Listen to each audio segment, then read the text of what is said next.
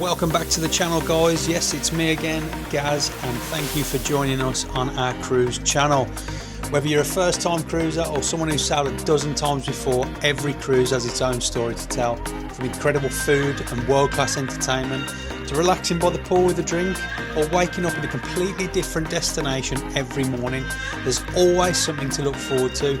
On this channel, I'll be taking you along the entire journey. We'll explore ships, tour the cabins, try out restaurants, discover the ports of call, and most importantly, find out if these cruises are really worth your hard-earned money. I'll be sharing honest reviews, plenty of tips and tricks, and hopefully you'll be making the most out of your next holiday. So if you love cruising and you're thinking about booking your first cruise, or just enjoy following along with our new adventures, make sure you hit that subscribe button because there's plenty more to come. Now, let's get into this cruise adventure. Back in September 2017, I boarded Royal Caribbean's Navigator of the Seas for my first ever cruise. It was for 30 days. In this video, you're going to find out exactly how much weight I put on in those 30 days. So before anybody jumps on the comments on this one, no, Royal Caribbean did not strap me down on a sun lounger or a chair and force feed me any of this. The food just looked that good, I just couldn't resist. So you're probably asking yourself, what was I actually eating that made me pile on the pounds every day? Let's just start off with breakfast, because everybody knows it's the most important meal of the day. So typically I'd probably go to the Windjammer. Sometimes I'd go to the main dining room too, because they did do lovely breakfast service there as well. Windjammer, find myself having full English breakfasts, eggs done in every way you can imagine, boiled, fried, scrambled, poached, you name it, they do it. Sometimes I'd have fruit. I'd also even seen fruit covered in chocolate, like milk chocolate, like apples. That was just crazy. I'd never seen that anywhere before, which was a bit strange. Pastries, apple turnovers, croissants, anything that you think of a pastry, they've got it. Pancakes, waffles, all the extras that go with it, the clotted cream, the caramel sauces, the honey, everything, all there. Even in breakfast, they'd have cereals, all different types of varieties, cornflakes, Cheerios, Frosties, Lucky Charms. There's a plethora of different cereals that they had there, which were just easy for the taking. Now, one thing's for sure with breakfast, you don't have to have the same thing every day.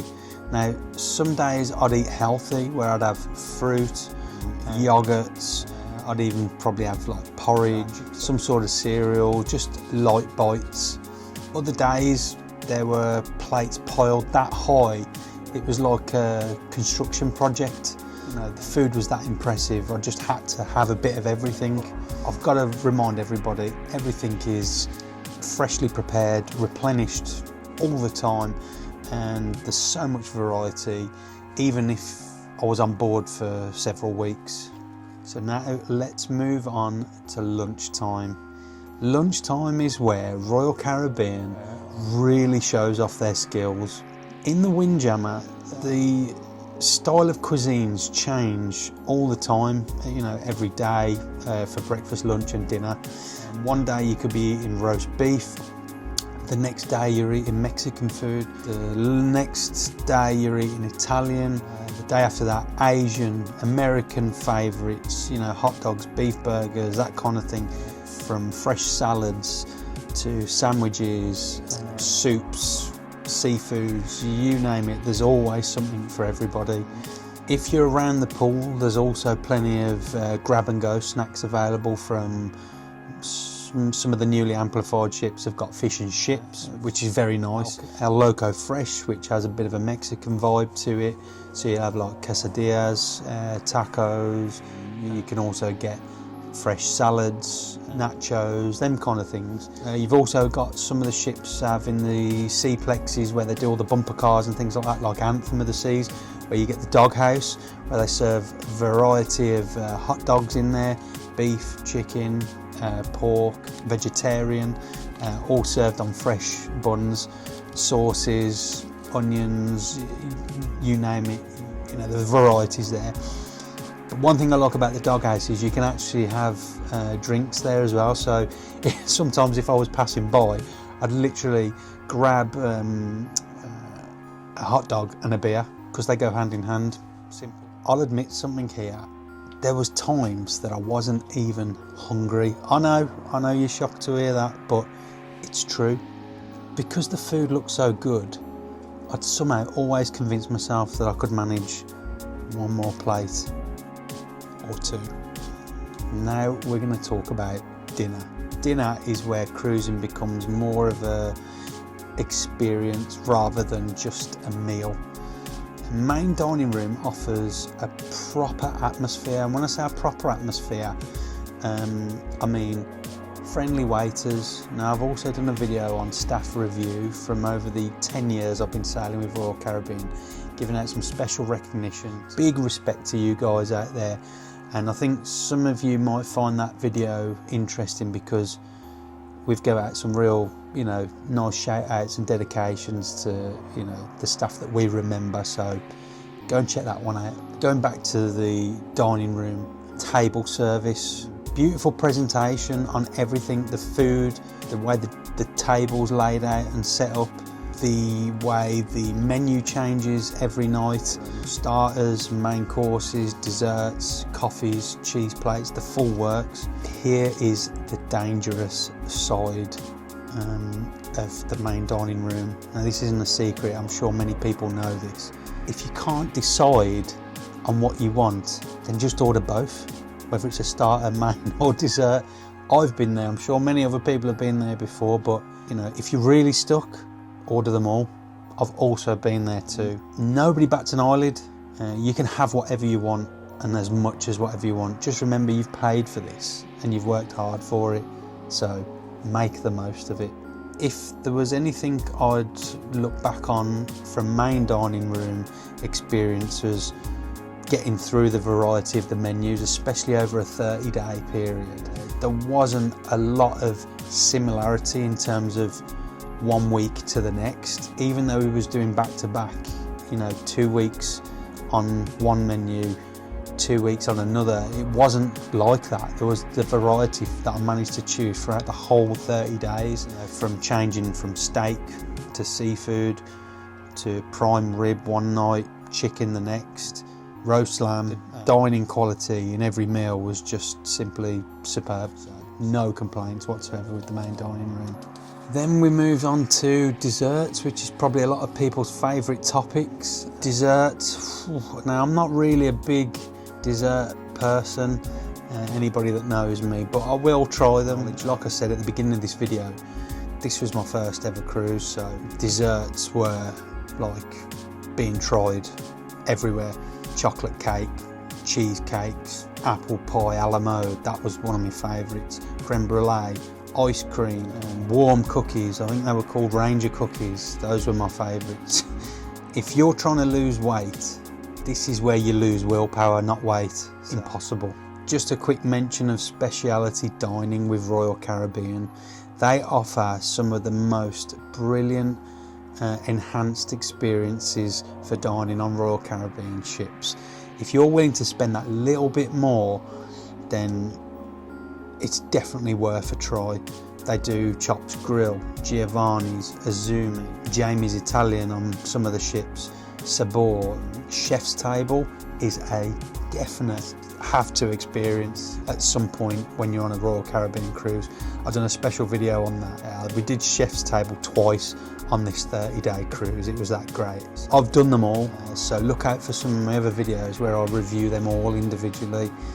Let's move on to late night snacks. This is something you see a lot of people taking advantage of. One thing Royal does brilliantly, food is almost available everywhere at pretty much any time during your cruise. Pizzas at midnight, grab a slice, grab a whole pizza if you want. Coffee and cake in the afternoon, done, no problem at all.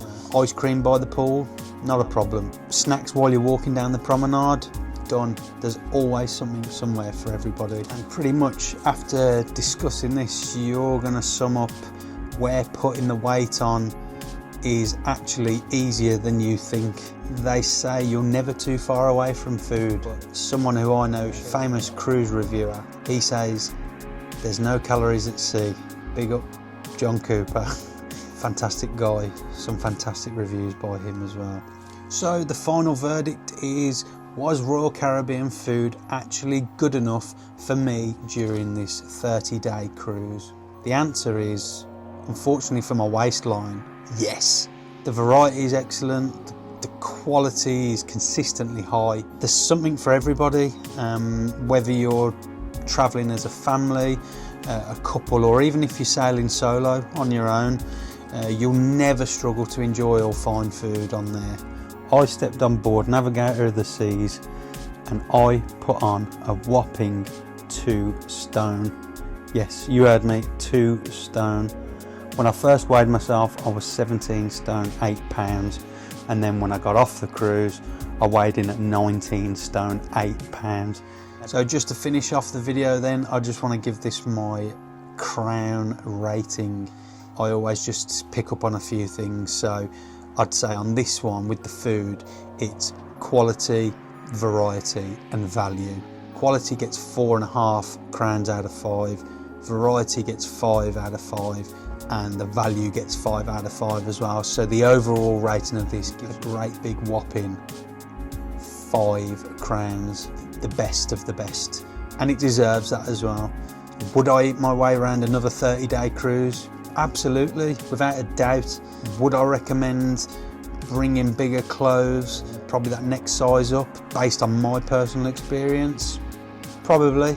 Decide when it's your turn to go on your next cruise. Finally, I just want to say thanks for watching the video, and also let me know in the comments what's the best experience you've ever had whilst dining on board any of the Royal Caribbean ships. Share your experiences, or even if you've had a bad experience, let me know in the comments. Also guys, don't forget to like, follow and subscribe to the video and click the bell notification button so you'll always get updated when we do our next videos. We've got quite a lot coming, it'd be great to have you follow us along, and I just want to say thanks. Enjoy.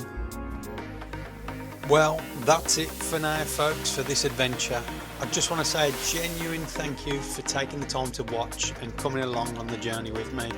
I hope this video has given you a little inspiration, a few useful ideas, or simply just a chance to escape for a while and enjoy life at sea.